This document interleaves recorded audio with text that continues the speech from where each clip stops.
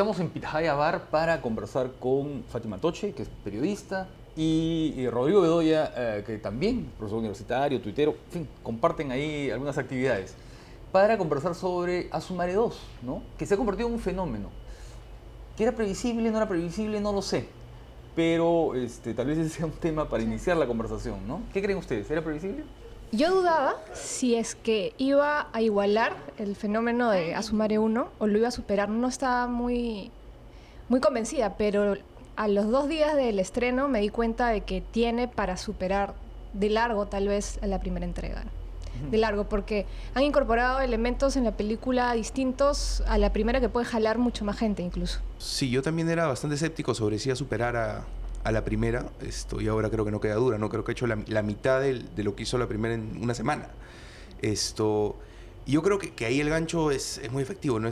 Carlos Alcántara como comediante es, creo, una cosa infalible casi, ¿no? O sea, de hecho, los estudios de mercado con los que trabajaron para la primera película demostraron que era pues el único comediante aceptado en todos los estratos sociales, ¿no? Y eso innegablemente jala, ¿no? Y es verdad que ahora han incluido cosas mucho más, digamos, los referentes de la cultura popular son mucho más notorios en esta película que en la anterior, ¿no? Y eso también, sin duda, genera un efecto. Escuché decir que para esta película se había hecho un focus group, ¿no? Tal vez eso es producto de ese focus group, ¿no? ¿Qué es lo que esperaban que dé esta película? Y escuché que Alcántara dijo el otro día que Asumare 3 no necesariamente iba a contar su vida, ¿no? Si es que se hacía, era una cosa probable, ¿no? Dijo, tal vez va a contar un sueño mío, ¿no? Dio esa posibilidad, ¿no? Es decir, como que Asumare ya es una marca, ¿no? Y puede incluir asuntos biográficos como puede incluir cualquier cosa. Así es, ¿no? Y además es el cambio de opinión de Alcántara, porque él antes del estreno había dicho en Somos que él no iba a ver una Asumare 3, ¿no? Y sin embargo ahora en el conversatorio que hubo en la Universidad de Lima el martes, ya dejó abierta la puerta, ¿no? Claro, o sea, y el mismo Valladares lo dice, ¿no? O sea, yo como productor tendría que ser bien tonto para no aprovechar una marca que me ha costado tanto crear, ¿no? O sea, y yo creo que sí, pues, ¿no? O sea, y un poco la idea del sueño, ¿no? Porque de cierta manera Asumare también es un poco el sueño, pues, ¿no? El sueño del chico de Mirones que consigue, digamos, escalar y conquistar a la chica de la planicie, ¿no? O sea, es como que el esquema de la comedia romántica, ¿no? Contada de manera muy, muy clara, ¿no? Y, digamos, por ahí puede ser quizá alguno de los... Puede ser una clave para tratar de entender por qué el éxito, ¿no? Claro, pero no solamente un sueño personal, sino un sueño colectivo. En un momento como este en el que, no sé, pues el emprendedurismo, el individualismo, el triunfo, ¿no es cierto? Son los valores, digamos, que hay que comprar, que hay que tomar. ¿No es cierto? Esto tiene un sentido, ¿no? Sí, yo creo que a raíz del focus group que han hecho, y me imagino una serie de estudios de mercado adicionalmente, han encontrado que, primero, toda esta cuestión aspiracional del peruano, combinado con esa nostalgia que tenemos, por eso aquí pega tanto el revival, ¿no? Esa añoranza de los años 80, 90, que ha sabido explotar mucho, sobre todo esta segunda entrega de Asumare. Ahora, hay una mezcolanza cronológica también en la película, ¿no? Claro. Pero que, como resulta divertida, a fin de cuentas, la gente deja pasar. Pero también es la conexión que tiene la gente, porque muchos de los episodios que se muestran en la película los hemos vivido, ¿no? El tema de Pataclown, cuestiones muy puntuales de la realidad del Perú y de Barrial, que tal vez si ya hacen una tercera entrega desconectada de esos valores, no conecte tanto con la gente, pero realmente es una franquicia Asumare que serían tontos realmente de soltarla, ¿no? No seguir explotándola. ¿No? Ahora, claro, hay muchos nombres conocidos, Torbellino, ¿no es cierto? Pataclown, Fantástico, Otro Salvaje, pero curiosamente no hay 3 nombres importantísimos de ese periodo, ¿no? Fujimori, Montesinos y Abimael. Bueno, en Asumare 1 no estaba Alan García, ¿no? Claro. El terrorismo era un chiste, ¿no? De un grupo electrógeno, ¿no? Claro, o sea... Bueno, aquí también, ¿no? Ahí está el grupo electrógeno. También. Me parece que él se lo hubiera vendido claro. a la Casa de la Planicie.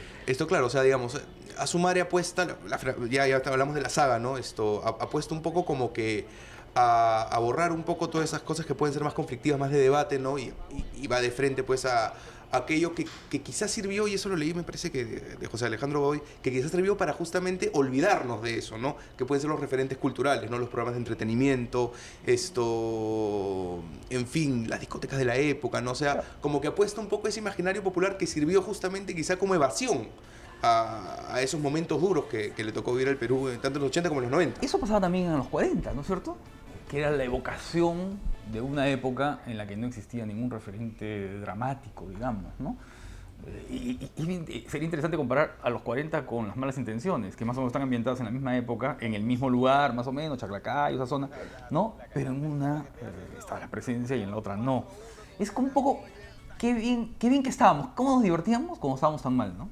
Yo creo que es más bien que tal vez recién podemos reírnos de esa época, ¿no? En la que han ya ido sanando heridas, resentimientos, y recién podemos ver con simpatía, con alegría esas décadas, ¿no? Obviamente hay todavía cineastas que apuestan por recordar los problemas que indudablemente pasaron. Pero ya hay también un ánimo más lúdico de recordar con alegría, ¿no? Esa etapa. Con ahora, yo entiendo que uno pueda reírse de esa época, pero haciendo referencia a la época. Pero es más difícil reírse de la época con una especie de amnesia de la época, ¿no? Por ejemplo, leí el otro día que en el cine español ya hay películas que se ríen de ETA, ¿no? Y que se ríen de determinadas cosas terribles que ocurrieron en años pasados, ¿no? Pero con la presencia, mencionando, ¿no es cierto? Que eso es lo interesante a veces, Claro. ¿no? Lo que pasa es que creo que todavía todo lo que pasó en los 80 y en los 90 es una cosa que nos sigue pesando, ¿no?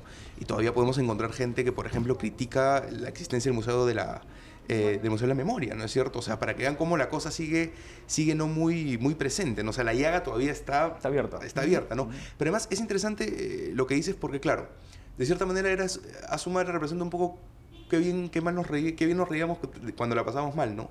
Y sin embargo hay toda una serie de películas peruanas que se ubican en el hoy, en la época en la que en teoría el Perú está bien, está creciendo, ¿no? Y que justamente se centran en los costados más oscuros, ¿no? De este bienestar, ¿no? Como puede ser las películas de los hermanos Vega, ¿no? Octubre y El Mudo, ¿no? Entonces, claro, es interesante ver un poco cómo quizá en estos momentos en los que el cine peruano, en los que la sociedad peruana en teoría vive en una especie de optimismo, ¿no? Como las películas que se hacen hoy y que hablan del hoy, quizá no reflejan ese optimismo, ¿no? Por el contrario, más bien como que lo critican, lo cuestionan. Y que son las películas que tienen menos público, ¿no es cierto? Que la gente como que rechaza. ¿Qué es lo que había pasado también con las primeras películas en las que se trataba el asunto del conflicto armado, ¿no? Por ejemplo, la película de Marian Eide, ¿no es cierto? La vida es una sola, en la que simplemente no se quiso ver eso, o Anda Correhuela. En fin, son películas que el público simplemente rechazó en ese momento, ¿no? A ti te hablo, Ricky. Puta, mirame bonito, causa, ¿eh? Con mi madre, ¿eh? Mirame bonito, Pero también huevón. dejemos a un lado las Ah, cifras. sucia mierda. Porque hay creo que pues. una tendencia ahora de hablar de las películas y solamente hablar de cifras, como si fueran carrera de caballos, ¿no? O como si fuera no sé, pues la polla que uno juega para ver, ¿no? Yo creo que eso forma parte de una cosa que es totalmente secundaria. Hablemos de la película como película, ¿no? Hablemos de los aciertos o de los defectos de la película, ¿no? ¿Qué es lo que te gustó a ti de la película para empezar a ser buena gente? ¿Qué es lo que me gustó? Me gusta cuando la película deja de lado su estructura, cuando deja de lado su estructura, que yo creo que es una camisa de fuerza, ¿no? Que es una serie es un solo concepto que gira, ¿no? Y se centra más quizá en lo mejor que tiene, que es, por ejemplo, lo buen cómico que es Cachín, que cuando Cachín puede conseguir hacer alguno de sus números. Por eso me gusta, por ejemplo, el momento de la pedida de visa, porque creo que ahí, de cierta manera, la película como que se olvida, deja de lado el guión y se convierte en una cosa más suelta, ¿no? Quizá más de comedia de personaje, de caracterización, ¿no? Que creo que ese es un fuerte que tiene Alcántara y que creo que la película no termina de explotar porque justamente se va por su lado más convencional, ¿no? Que es la historia, ¿no? Entonces creo que esos pequeños momentos, que son pocos lamentablemente, son lo mejor de la película, ¿no? A mí me parece que un acierto de esta película es que le ha dado más espacio a los personajes secundarios. Y, por ejemplo, Christian Meyer a mí me sorprendió porque sus apariciones fueron las que me causaron más risa. Y le han dado más participación también a los amigos de Mirones. Ya no se ha centrado, bueno, tampoco tenían la camisa de fuerza, que en la primera fue el stand-up comedy, que en realidad todo giraba alrededor de los chistes del stand-up comedy. Ahora han querido hacer una historia más convencional, darle más espacio a los secundarios, que son muy graciosos estos chicos, y darle también a Carlos Alcántara más espacio para la improvisación, que tal vez el guión ha sido una pauta en base a la cual estos actores han tenido la posibilidad de improvisar y de interactuar y hacer chistes internos, que es lo que genera más risa en la gente. Yo diré mi opinión. Yo creo que en la primera, en Azumare, funcionaba algo que a la gente no le gustaba. Creo que he leído muchos comentarios, ¿no? Que era el stand-up, o sea, la filmación del stand-up. Creo que ese era un elemento estructural que le daba orden a la película, ¿no? Entonces veíamos esta recreación, ¿no?, de episodios, media suelta, y de pronto el stand-up. Y luego, y eso le daba, digamos, esa estructuración a la película, luciendo a Kachin. Porque Kachin es la estrella, pues Kachin es todo, como fue la estrella de los 40, aunque no se dijera, ¿no es cierto? Es decir, Kachin es un poco el centro de las cosas, ¿no? Y aquí sí, pues la película hasta la mitad es suelta, ¿no? Pero de pronto como que se ve obligada a contar algo, ¿no? Y esa historia del huevo, la verdad, es difícil de decir, es una tontería, ¿no? Porque además manida, la hemos visto 1000 veces en películas antiquísimas, ¿no? En la que todo se resuelve, ¿no? Con algo muy elemental. Mira, yo creo que justamente quizá los momentos del stand-up pueden ser, en esta segunda parte, los momentos en los que Kachin anda suelto, ¿no es cierto? Que son los que permiten, o en los que Kachin puede hacer comedia de verdad, porque son los que permiten de cierta manera que la película cobre un nuevo aire, ¿no? Una película basada en un concepto que es el chico pobre que tiene que conquistar a la chica rica y que no se va a salir de eso, y eso es lo que pasa, ¿no? Entonces la película repite el concepto una vez, lo vuelve a repetir, lo vuelve a repetir, lo vuelve a repetir. Entonces claro, quizá el chongo, ¿no?, el chiste oral puede cambiar, pero el concepto es el mismo, ¿no? Entonces llega un punto en que ya tú sientes que la película ya le falta gasolina, ¿no? No tienes a dónde seguir avanzando, ¿no? No sé si a ustedes les pasó, pero yo vi que la gente se rió más con los bloopers al final de la película, claro, porque claro, fue lo más espontáneo. Y creo que lo mejor, además. Sí, y sí, hay un problema terrible con la construcción de los personajes que son totalmente, pues, cliché, chatos, planos, no tienen dimensión alguna.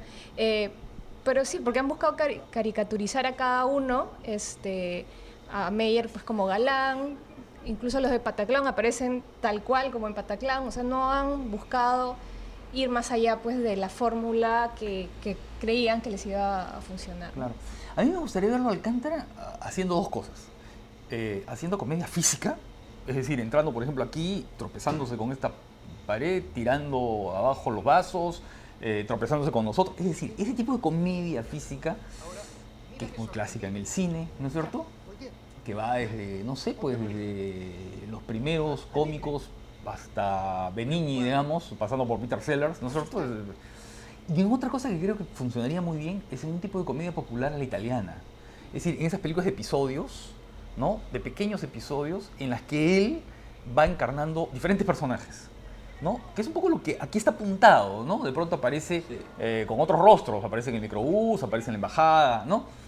Porque creo que su estilo de actuación, ¿no?, tiende a eso, ¿no?, a hacer una especie de lo que hacían Tognazzi, Sordi, Manfredi, ¿no es cierto?, los grandes de la comedia italiana, haciendo montones de personajes en una película unida por un concepto.